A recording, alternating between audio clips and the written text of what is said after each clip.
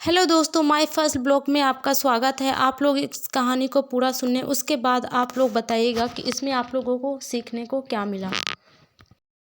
माँ जी, मैं सरला के यहाँ से 5 मिनट में आ रही हूँ, आप डॉली को खाना खिला दीजिएगा, निवेदिता ने कहा और सास की सहमति या असहमति सुने बिना मेन गेट खोलकर फ्लैट से बाहर निकल गई। डोर क्लोजर में की मदद से ऑटोमेटिक दरवाज़ा स्वतः ही बंद हो गया था। सरला निवेदिता की सगी छोटी बहन थी जो इसी बिल्डिंग में 2 फ्लोर नीचे रहती थी। दोनों के पति मुंबई के एक ही कंपनी में सॉफ्टवेयर इंजीनियर थे।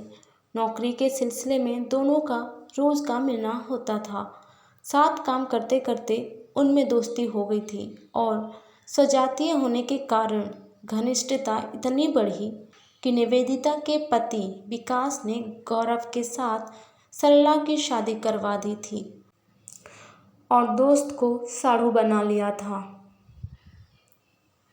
गौरव पहले कहीं पेइंग गेस्ट की तरह काम करता था। शादी के बाद विकास ने ही उन्हें इसी बिल्डिंग में 2 BHK का फ्लैट किराए पर दिलवाया था।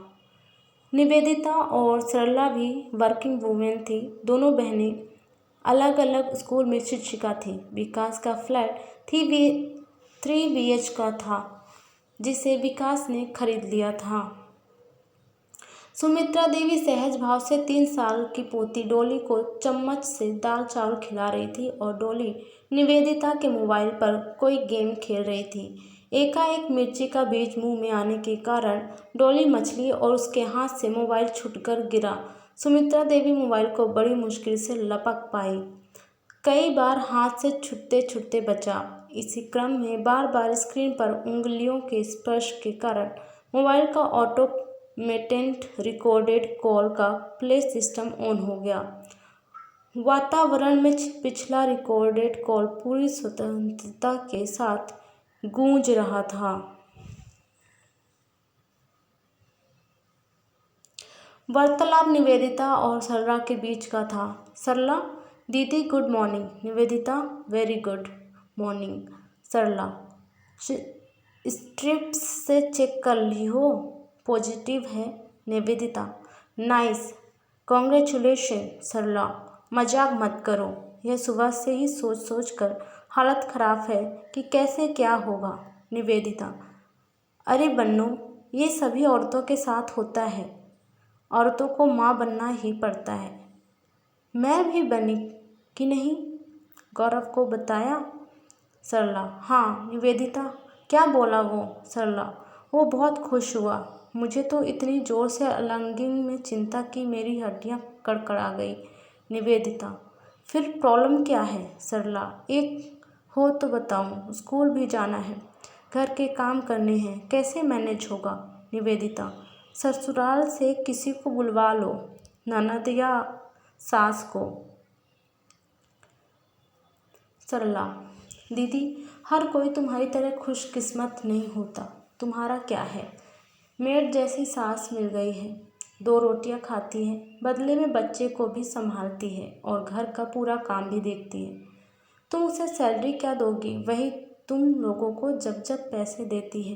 निवेदिता: अरे जब माँ जी दिल्ली जाती हैं तब मुझे भी तो मैनेज करना होता है। सरला: तब या तो स्कूल छोड़ती हो, या जीजा जी घर में बैठते हैं, या डॉली को क्रेच में छोड़कर जाती हो। निवेदिता: बात तो तुम्हारी सही है, पर मैं भी क्या करूं? दोनों भाइयों में से तय हुआ है कि माँ जी 6 महीने मेरे पास रहेंगी और 6 माह जेठ जी के पास। जेठानी भी जॉब करती है, उनके भी बच्चे छोटे छोटे हैं। मुंबई की तरह दिल्ली में भी काम वाली बाइयों की दिक्कत रहती है। मैं तो माँ जी को वहाँ भेजना ही नहीं चाहती, पर जेठ जेठानी ही नहीं मानते। ऊपर से माँ जी को भी दिल्ली में ज़्यादा मन लगता है। सरला: दीदी, तुम तो अपना ही रोना ले बैठी, मुझे बताओ मैं क्या करूँ? निवेदिता: मैं डॉली का खाना ठंडा कर रही हूँ, 10 मिनट लगेंगे, फिर तुम्हारे पास आती हूँ। वही बात करते हैं। रिकॉर्डिंग समाप्त हो चुकी थी। अब मोबाइल खामोश था, पर सुमित्रा देवी का दिमाग भाई भाई कर रहा था। 5 मिनट पहले तक वह विधवा होने के बावजूद खुद को बदनसीब नहीं समझती थी। पति 62 साल की उम्र में ही एकाएक हृदयघात से जब दुनिया से रुखसत हुए थे, तब जिम्मेदारी के नाम पर उन्होंने किसी के करने के लिए कुछ नहीं छोड़ा था। मौत भी ऐसे हुई थी जैसे अभी हो, अभी नहीं हो। पति सरकारी अधिकारी के पद से सेवानिवृत्त हुए थे। जब तक सेवा में रहते अच्छा वेतन और सुविधाएं मिलती रहती थी। सेवानिवृत्ति के पश्चात अच्छा पेंशन मिलता था। पति की मृत्यु के बाद सुमित्रा देवी को फैमिली पेंशन मिलता था, जो इतना था कि कईयों को उसे आधी बल्कि चौथाई रकम में भी नौकरी करना मंजूर होता था। 2 बेटे और एक बेटी थी। बेटी डॉक्टर थी और अपने डॉक्टर पति के साथ लंदन शिफ्ट कर गई थी। बड़ा बेटा दिल्ली में पर्यावरण मंत्रालय में अधिकारी था। बड़ी बहू भी दिल्ली में एक निजी संस्थान में उच्च पद एवं वेतनमान की अधिकारी थी। पुरखों की जमीन जायदाद भी थी, जो उत्तर प्रदेश के एक गांव में थी। पति लखनऊ में प्रशासनिक अधिकारी थे।